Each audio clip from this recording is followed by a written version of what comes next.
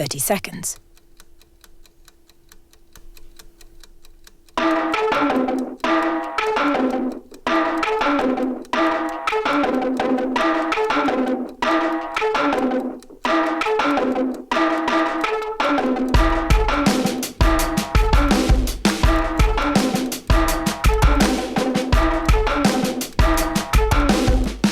You're listening to The Perplexed Christian.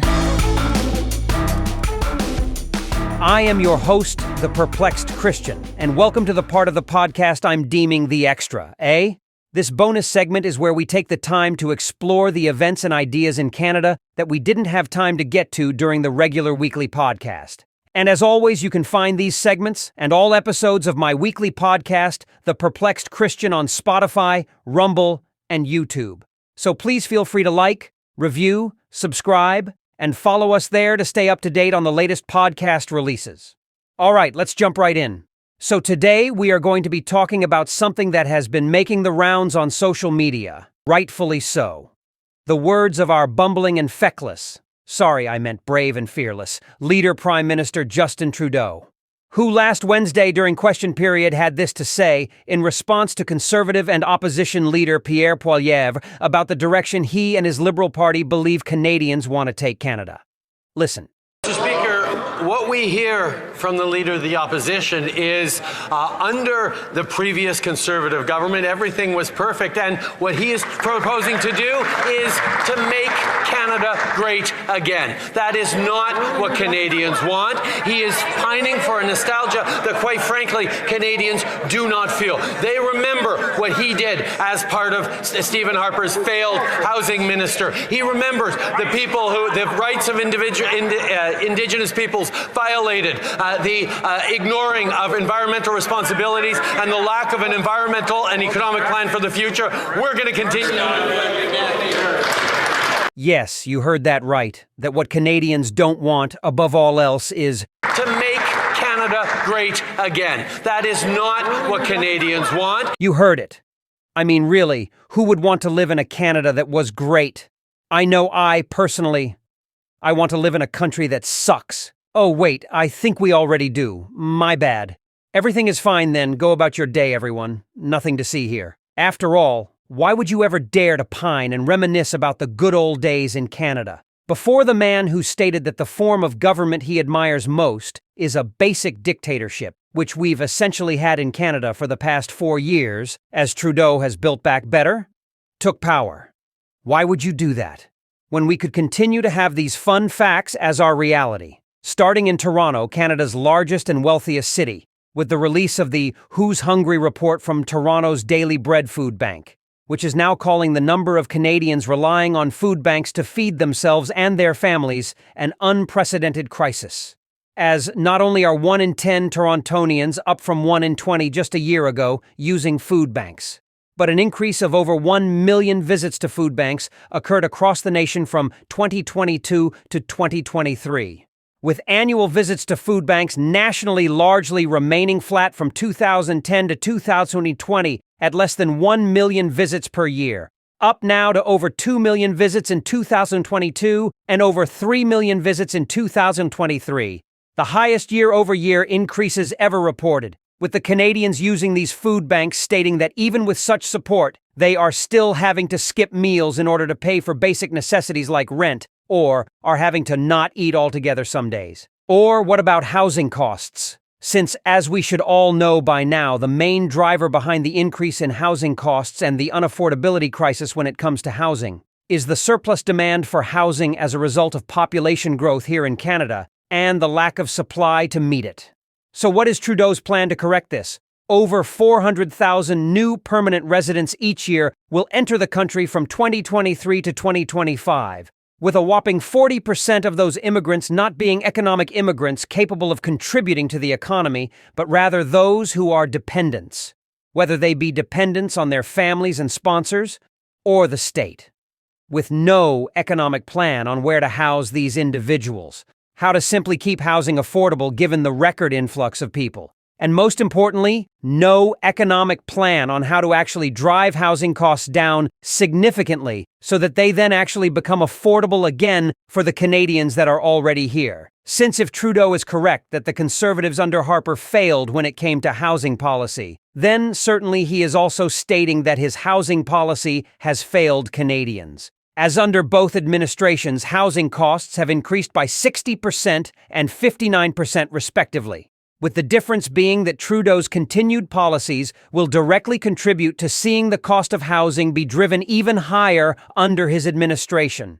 With just one example of this being rent costs that have already increased by a total of 22% nationally from 2021 to 2023. With the average rental price in Toronto now hovering around $2,800 per month. Or what about heating costs? So Canadians can survive in the winter. Well, according to Stats Canada, over 15% of Canadians have stated that due to the increases in their heating bills due to Trudeau's carbon tax and anti-energy policies.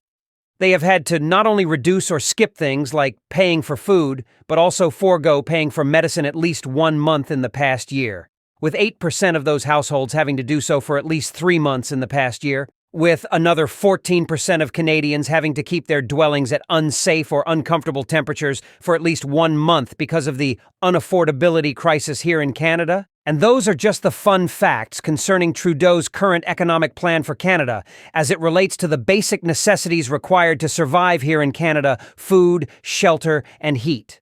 And we haven't even mentioned employment, inflation, and interest rates. So I know, I for one, can confidently say I sure don't opine for those Canadians' days when Canadians only needed one job to feed their families, keep warm, and provide a roof over their heads. Let alone when we didn't have an unaffordability crisis that was causing 15% of Canadians to live as if this were a third world country. Remember those good old days, when the greatest worry we had as Canadians was how many gold medals, World Cups, and under-18 championships our national hockey program was winning. So when we held national summits, it was about coaches and systems, and not about the over $1 billion of auto theft that occurs annually in Canada since 2015 due to organized crime. A 300% increase in just Toronto since that time, all under Trudeau's watch. So that not only can Canadians not feed themselves, shelter themselves, or keep themselves warm in the winter, but the property we do have now gets stolen right from under our noses by organized crime. All without an effective response from our leaders. We did it, guys. We built back so much better. I love it right here. Let's just pause it and make sure we never go back to when Canada was great. And then there are the social divides that have ruptured and been entrenched in Canada under Trudeau's leadership, leading to the unconstitutional invocation of the Emergencies Act in 2022.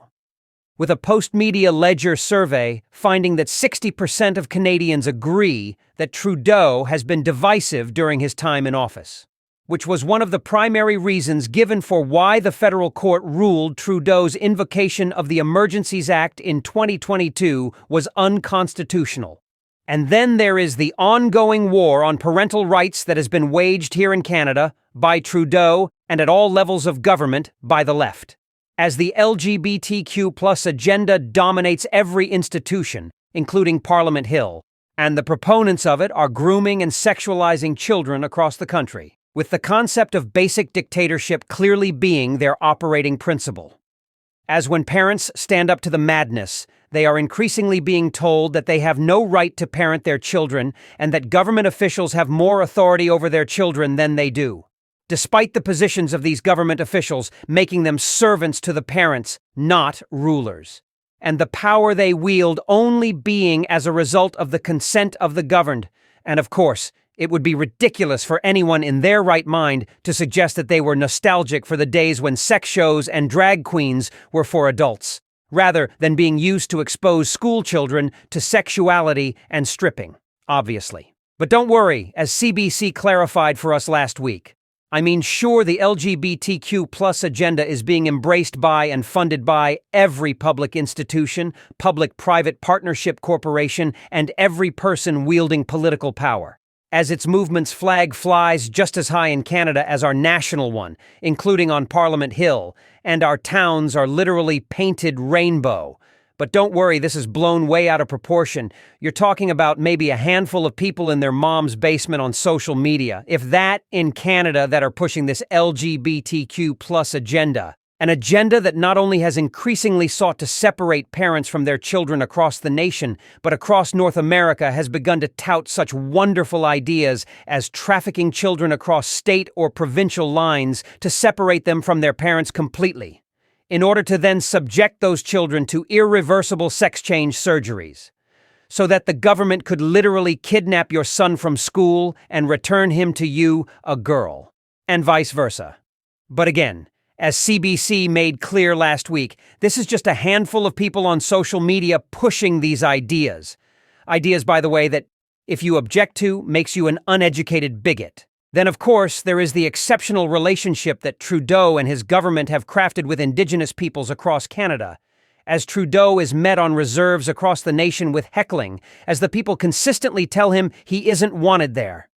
I mean, sure, when you have public-private partnerships turning the Indigenous issue into a literal federal holiday and a cash grab with orange shirts for everyone, so that everyone can virtue signal to their friends on social media just how cool and down with the agenda they are, while Trudeau continues to break his promises of clean drinking water on every reserve, and continues to impoverish Indigenous communities by blocking them from good employment opportunities in the energy and resource sectors, by preventing them from developing their own natural resources, all in the name of leftist earth worship.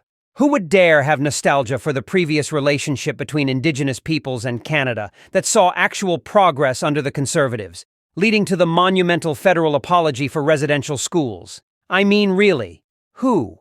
Yet, let's be fair here. We should at the very least commend the Prime Minister for being honest, since all these facts have demonstrated that the Liberals do not want to make Canada great again. They want it to suck, and they are doing a really good job at it. Now, of course, there is also the embedded jab in what Prime Minister Trudeau was attempting to convey by stating that what the Conservatives want is to make Canada great again, as he is, of course, attempting to paint Conservative Canadians as national threats, because their ideas dare share common understandings with freedom-loving Americans south of our border, who, lest we forget, were responsible for the day that democracy nearly died. Yet, while this is not only absurd, it demonstrates one clear truth. The Liberals are desperate, and they know they are in jeopardy of not merely being voted out of power, but like in Ontario, potentially being annihilated out of existence as a serious political party across the nation, since this is a growing trend amongst the collectivists left here in Canada when they are losing the argument.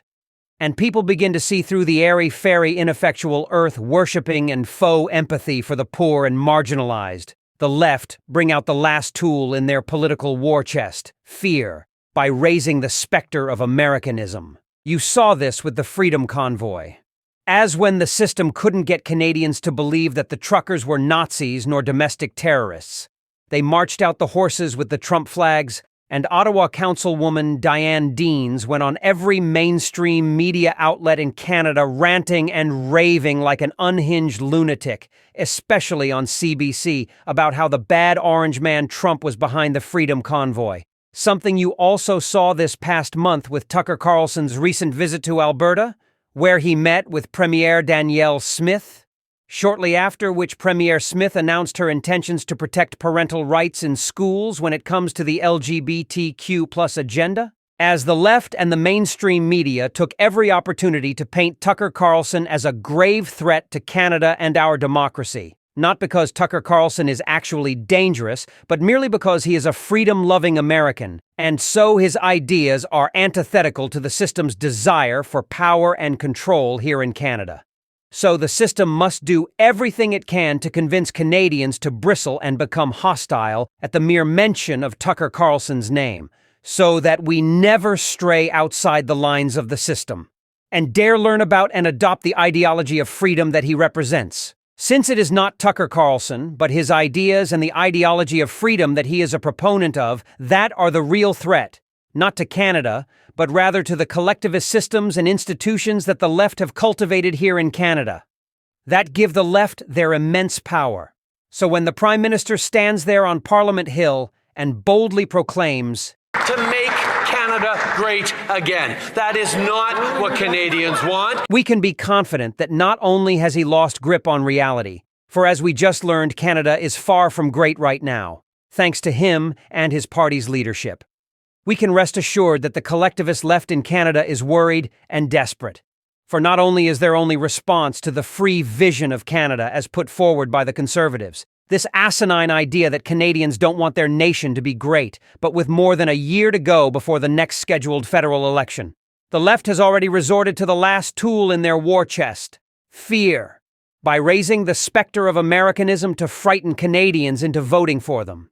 Not because leftists are worth their salt, but simply because their ideas share nothing in common with those freedom-loving Americans on the right south of our border. Making the choice whenever the next federal election occurs pretty clear.